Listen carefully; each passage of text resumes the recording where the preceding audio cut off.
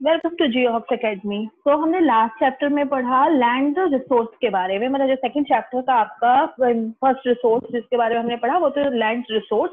अब आते हैं आपके सॉइल रिसोर्स के बारे में। सॉइल रिसोर्स में हम पढ़ेंगे what is soil, soil profile, formation of soil, degradation of soil and conservation. तो ये जितने भी थे आपके आउटलाइंस थे। तो आते हैं अपने सॉइल रिसोर्स के बारे में। तो सॉइल रिसोर्स पहला नंबर होता क्या चीज है?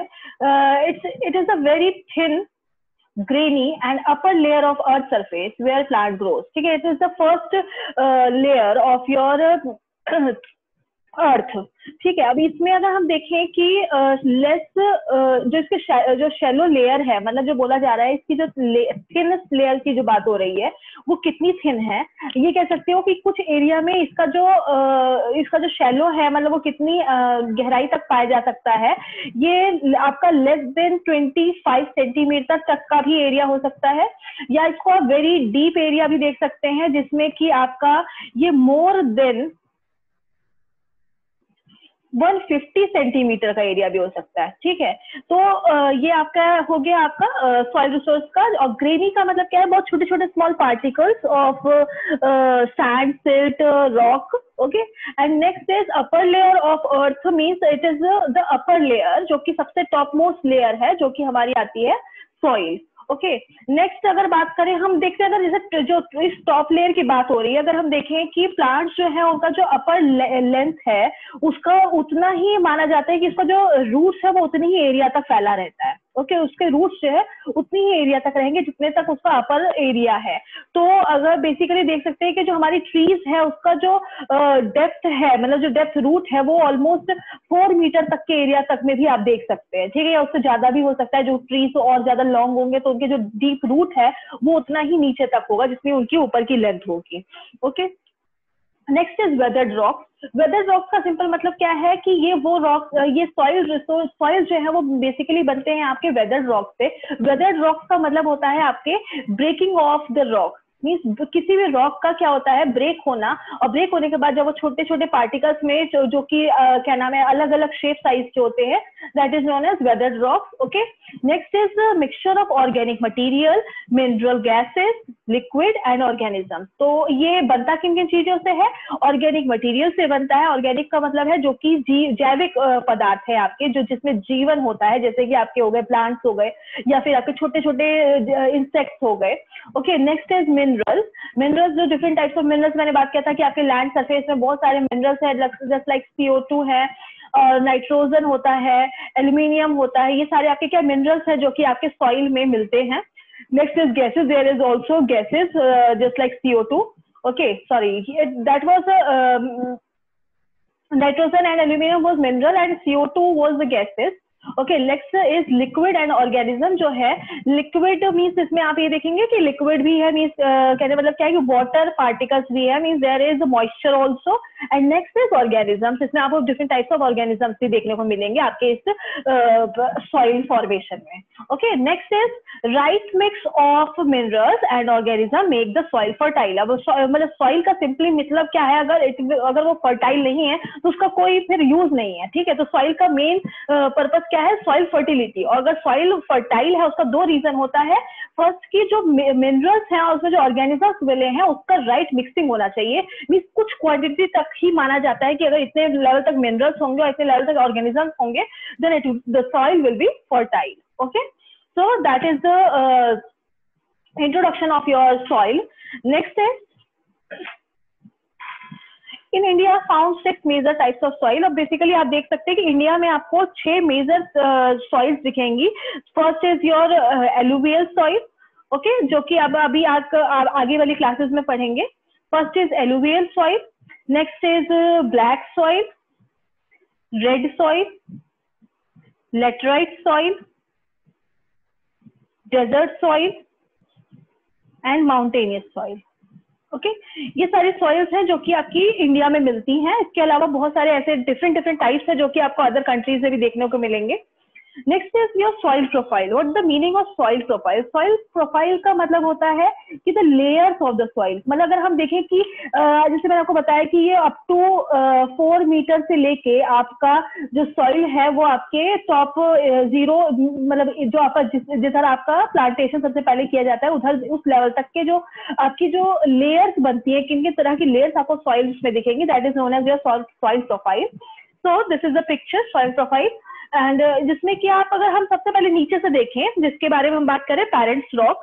पेरेंट्स रॉक्स कौन सी होती हैं? जो कि ये कह सकते हो कि पेरेंट नेम से ही बोल सकते हो कि जिससे कि आपकी बाकी सारी रॉक्स, आपकी बाकी जो सॉइल की अदर प्रोफाइल्स है वो इन्हीं से मिलकर बनती हैं। ओके, और ये पेरेंट रॉक्स जो होती हैं वो किसी भी तरह की रॉक्स हो सकती है, जैसे कि आपकी ग्रेनाइट रॉक्स भी हो सकती हैं, बेसॉल्ट रॉक्स भी हो सकती हैं, इसके अलावा लाइमस्टोन रॉक्स भी हो सकती है। तो ये डिफरेंट डिफरेंट जो आपकी रॉक्स हैं, और इन्हीं के बेसिस पे, मींस किस टाइप की रॉक है उन्हीं के बेसिस पे क्या होता है, हमारी वेदर्ड रॉक्स बनती हैं। और वेदर्ड रॉक्स के बेसिस पे आपकी सब सॉइल, एंड सब सॉइल के बाद आपकी टॉप सॉइल आती है। तो पेरेंट रॉक्स का ही जो ब्रेकिंग होती है, उन ब्रेकिंग होने के बाद आपकी वेदर रॉक मटेरियल, जो कि इससे थोड़े से स्मॉल पार्टिकल, जैसे कि आप देख रहे हैं बड़े बड़े पार्टिकल्स है, इसी के छोटे पार्टिकल्स आपको वेदर रॉक मटेरियल में दिखेंगे। ओके, इसके बाद आपके जो सेकेंड लेयर जो आपकी आ जाती है, सॉरी आप नीचे से अगर हम ऊपर चले तो दैट इज थर्ड लेयर। तो जो सब सॉइल है जिसमें कि आपको मिलेंगे सैंड, सिल्ट एंड क्ले। और ये सॉइल आपकी क्या होती है, इस अपर वाली लेयर के कंपेरिजन में, टॉप सॉइल कंपेरिजन में थोड़ी सी हार्डर होती है। इसके अलावा इसमें लेस ह्यूमस होता है in comparison of top soil. Okay, less humus and minerals भी, इससे मिनरल्स आपको अच्छी मात्रा में देखने को मिलेंगे। नेक्स्ट इज, अगर थोड़ा सा ऊपर आते हैं, which is your top soil with humus and vegetation. इस सॉइल, इस एरिया में आपको सबसे ज्यादा ह्यूमस एंड वेजिटेशन देखने को मिलेगा। अब ये ह्यूमस और वेजिटेशन बेसिकली आपके बनते किन किन चीजों से है? Just like your dried leaves हो गए आपके, ओके, ड्राइड लीव्स हो गए आपके। इसके अलावा आपके हो गए ट्विक्स होते हैं आपके, डेड एनिमल्स, ग्रासेस। ओके, ये सब मिलके क्या करते हैं, इसमें एक ह्यूमस प्रोड्यूस करते हैं। और आपके और साथ में इनका क्या होता है, और इनका डिकम्पोजिशन होता है। जो आपके डेड एनिमल्स है, इनके डिकम्पोजिशन से आपके बनते हैं ये ऊपर वाले आपके top soil.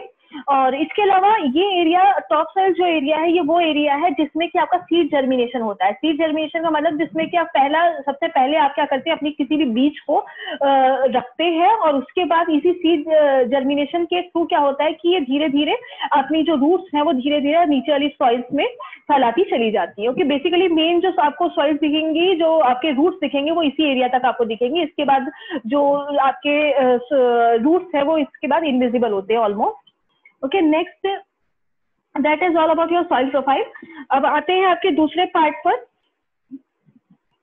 Which is your factors of soil formation. अब अगर हमें सॉइल के बारे में देखना है तो हमें सॉइल फॉर्मेशन देखना बहुत जरूरी है कि सॉइल किस किस तरह से फॉर्म होती है।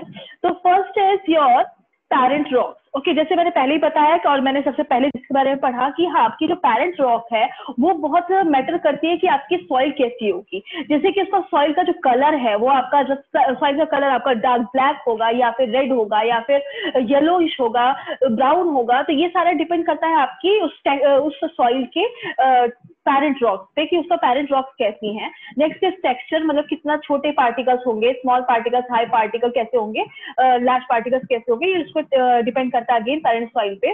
केमिकल प्रॉपर्टीज के डिपेंड करती है कि किसके तरह के केमिकल कॉम्पोजिशन उसके अंदर देखने को मिलेंगे। Next, minerals also depends on the same thing, content, mineral content. Okay, that is the same thing, mineral content, there is no comma. Next is permeability, कितना परमेबिलिटी होगी। परमेबिलिटी का मतलब कितना पारदर्शिता, मतलब कितना उसके अंदर पानी सर्वाइव कर सकता है, कितना उसके अंदर पानी जा सकता है, पानी का पर्कुलेशन कितना होगा, वाटर पर्कुलेशन कितना होगा।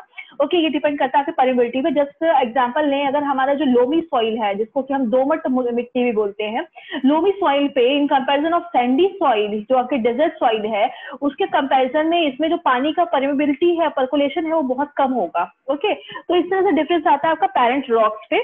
नेक्स्ट इंपॉर्टेंट आपका जो फैक्टर है वो है क्लाइमेट। ओके, पेरेंट रॉक्स पर जो इम्पैक्ट डालता है, फर्स्ट नेक्स्ट थिंग जो पेरेंट रॉक पर इम्पैक्ट डालेगी, that is the temperature and rainfall. Okay, temperature वहां का कैसा होगा, हाई टेम्परेचर या फिर कोल्ड टेम्परेचर। ओके, दोनों temperature mean hot temperature cold temperature के बेसिस पे ही हमारा डिपेंड करता है कि कितना वेदरिंग होगा, और उस वेदरिंग के साथ साथ उसमें कितना ह्यूमस फॉर्मेशन होगा। ओके, वेदरिंग के बाद ही उस पर डिपेंड करता है कि उसका ह्यूमस फॉर्मेशन कितना हो पाएगा। Okay, next is your relief. Okay, relief के बारे में जैसे पहले बताया कि आपकी जितनी भी ऊंचाई होगी, ओके, जिस ऊंचाई से जितना भी डिपेंड करता है कि आपका जो ऊंचाई है वो कितनी है, उसके अलावा कितना स्लोप है। जितना स्लांट स्लोप होगा आपका, जितना ज्यादा तीव्र ढाल वाला होगा, उसमें आपका क्या होगा कि ज्यादा से ज्यादा आपका इरोजन होगा। ओके, और जितना आपका नॉर्मल स्लोप होगा, मतलब थोड़ा सा कम स्लोप जिस पे होगा, उस पर क्या होगा, आपका जो इरोजन है वो थोड़ा लेवल उसका कम होगा इन कंपैरिजन। तो इससे डिपेंड करता है कि अक्यूमुलेशन ऑफ सॉइल कितना होगा, मतलब क्या है कि आपकी जो ढलान है उस पर डिपेंड करेगा कि आपकी जो सॉइल है वो कितनी इकट्ठी हो सकती है उस एरिया में। Okay, next is your this is your animals, which is known as your fauna. Okay, and next this is your flora. Okay, flora and fauna जो आपका होता है वो आपके डिपेंड वो आपका डिसाइड करता है कि उसमें ह्यूमस कितना होगा। ह्यूमस जो बेसिकली आपका किस पे डिपेंड करता है, आपके फ्लोरा एंड फौना पे। ओके, इन्हीं के मिक्सचर से आपका बनता है कि इनका जो ये जब आपके लैंड पार्ट में, जो आपके सॉइल में इनका जब डिकम्पोजिशन हो जाता है, तब इनका क्या होता है, ये आपके ह्यूमस फॉर्मेशन ले लेते हैं। Okay, next is important factor is time. और इन सबके साथ साथ में सबसे ज्यादा इंपॉर्टेंट फैक्टर हो जाता है टाइम, क्योंकि इन सबको बनने में कुछ समय लेता है। अगर हम एग्जांपल लें तो आपका एक सिंपल एग्जांपल है कि it takes 100 of years to make just 1 centimetre of soil. तो 1 सेंटीमीटर सॉइल बनने के लिए टोटल आपको लगता है 100 ऑफ ईयर्स लगते हैं किसी भी एरिया की सॉइल बनाने के लिए। अब ये हो सकता है कि इट जस्ट एन एवरेज, ये थोड़ा बहुत सब एरिया में डिफरेंस हो सकता है, जैसे कि मैंने बताया रिलीफ ऑफ उधर का रिलीफ कैसा है, उसका क्लाइमेट टेम्परेचर और रेनफॉल कैसा है, तो इसमें थोड़ा सा डिपेंड करता है, but that is the average calculation कि मतलब 1 सेंटीमीटर सॉइल बनने के लिए आपकी 100 ऑफ ईयर्स आपके लगते हैं।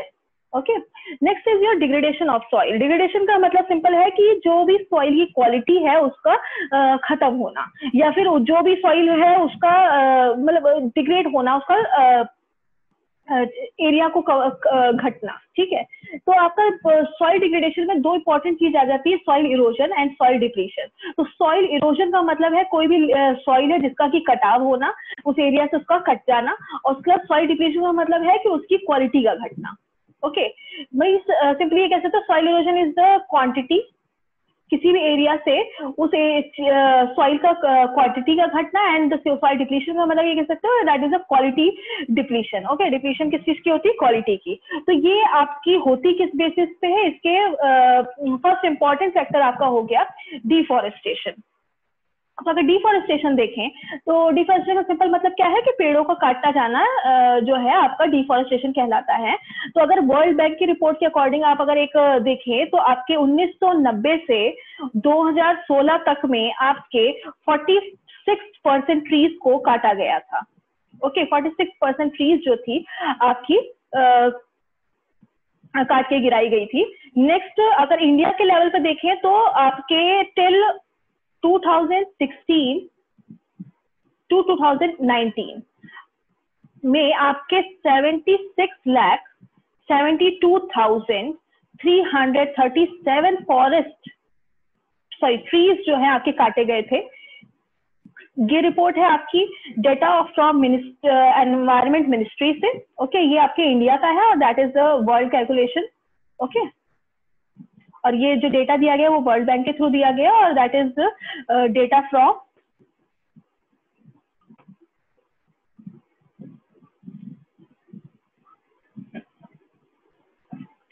Environment ministry. Next is your overgrazing.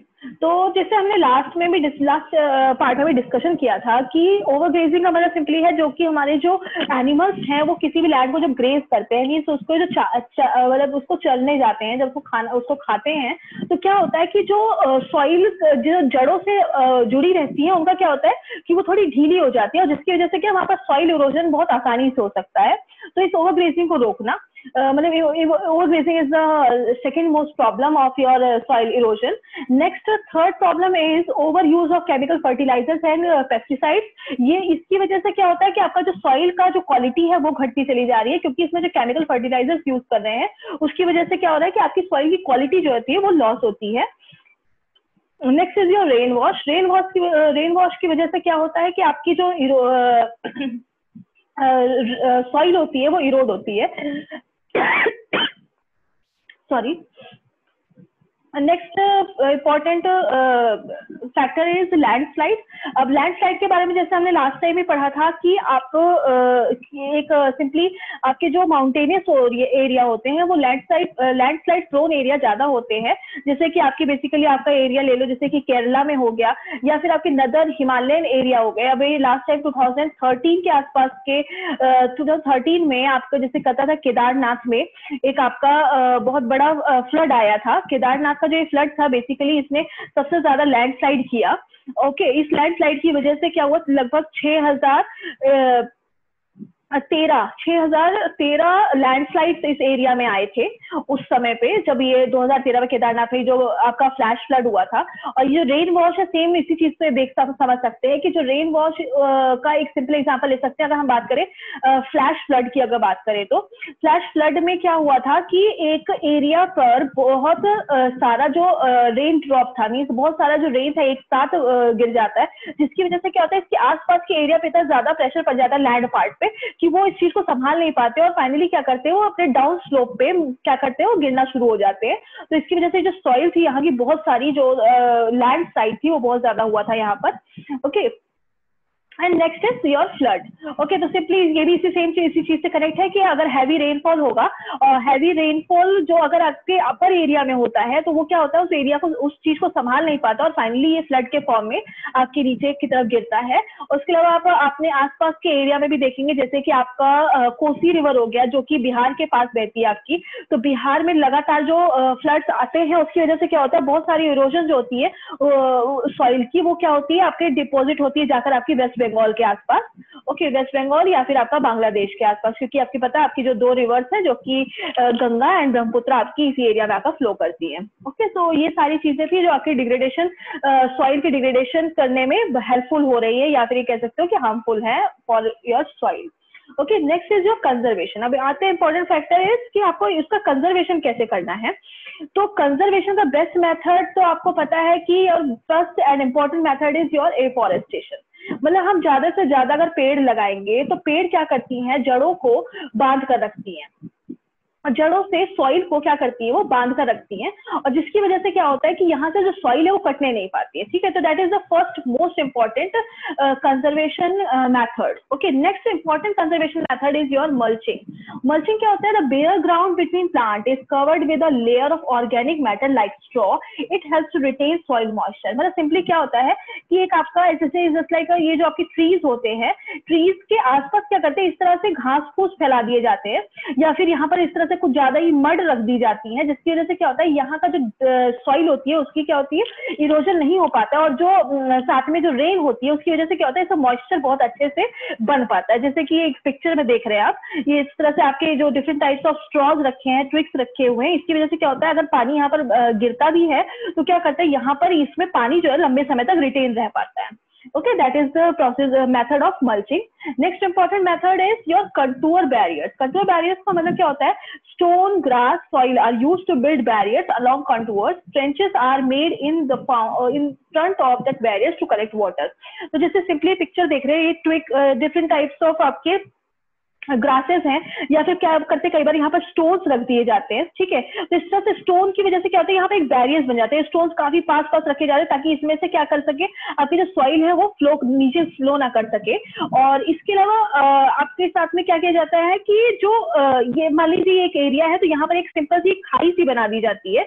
ये खाई का क्या करती है, खाई क्या काम करती है कि यहाँ पर धीरे धीरे जो मड गिरती है वो यहाँ पर इकट्ठी होती चली जाती है और इसका जो अपर लैंड है धीरे धीरे फाइनली क्या करती है इस एरिया में दोबारा से ये एक लेवल तक बन जाती है। जो खाई जो गहराई इसको खोदा गया था वो दोबारा से क्या होता है इस एरिया में लेवल हो जाती है और अगेन इसमें क्या है आप एग्रीकल्चर कर सकते हो या ये कह सकते हो कि एक तरह से आपके टेरेस फार्मिंग के लिए इंपॉर्टेंट हो जाती है। ओके, तो नेक्स्ट इंपॉर्टेंट है रॉक डैम।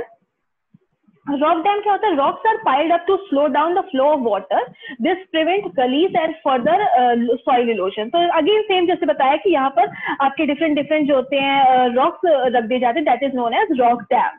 ओके, मतलब जो जिसको कह सकते हो कि चट्टानों के बांध। Next is your terrace farming. तो टेरेस फार्मिंग क्या होता है आपका? Broad flat step of terrace are made on the steep slope so that flat surface are available to grow crops, they reduce sun surface run off and soil erosion. जैसे मैंने पहले बताया कि आपका जो सॉइल इरोजन है वो basically आपका वो एरिया प्रोन होते हैं जो कि आपके हिल एरिया होते हैं, ठीक है। हिली एरिया जो होते हैं वो आपके सबसे ज्यादा प्रोन होते हैं फॉर सॉइल इरोजन। ओके, तो आपके हिली एरिया में क्या किया जाता है? ऐसे जैसे कि आपके हिल्स हैं, तो इसमें क्या किया जाता है? इस तरह से कटिंग की जाती है इस एरिया की। ये जो एरिया है तो कटिंग की जाती है, इस तरह से कटिंग करने की वजह से क्या होता है कि आपके टेरेस बन जाते हैं। टेरेस का मतलब सीढ़ीदार खेत बन जाते हैं, ठीक है। तो ये सीढ़ीदार एरिया में क्या करते हैं? यहाँ पर एग्रीकल्चर करते हैं, जिससे क्या होता है आराम से इस फ्लैट सरफेस पर आपका पानी को रोका जा सकता है, और इस एरिया पे चाहे तो कोई बैरियर बना के इस तरह से आपकी जो एग्रीकल्चर है उसको किया जा सकता है, और अपनी जो ग्रोइंग डिमांड है उसको पूरा किया जा सकता है फूड की।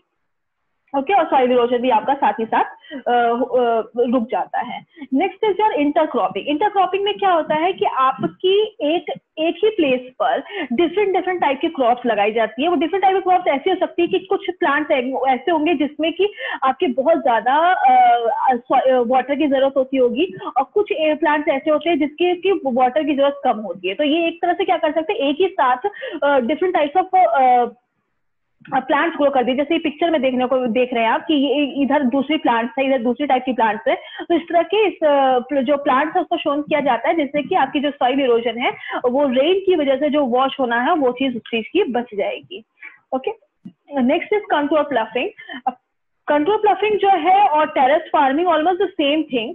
ओके, जिसमें क्या देख रहे हैं आप कि जिस तरह से ये देखिए आप इस तरह से आप कंटूर देख रहे हैं, ठीक है, अलग अलग, और इसमें क्या है कि अलग अलग प्लफिंग्स हो रखी है। लेकिन इसमें टेरेस फार्मिंग और कंटूर प्लफिंग में बस एक बेसिक डिफरेंस ये है कि इसमें जो लैंड मतलब जो आपकी स्लोप होती है उस स्लोप को कट करके इधर बनाया जाता है, लेकिन इसमें क्या होता है आपकी किसी भी तरह का कट ना करके बस यहाँ पर सीधा एक फार्मिंग कर दी जाती है, that is known as contour ploughing. Okay, बस इतना डिफरेंस है इन दोनों में कि यहाँ पर स्लोप कट ना करके यहाँ पर इसी ढलान के ही रास्ते में क्या कर दिया जाता है, फ्लफिंग कर दिया जाता है। बेसिकली ये कह सकते हैं कि ये क्या नाम है, लेजी पीपल के लिए बहुत ही ज्यादा सही है उनके करने के लिए, क्योंकि इसमें क्या आगे आपको वो कुछ चीजें कट नहीं करनी है, उसी ढलान के सहारे आपको अपना बैरियर्स बना देना है।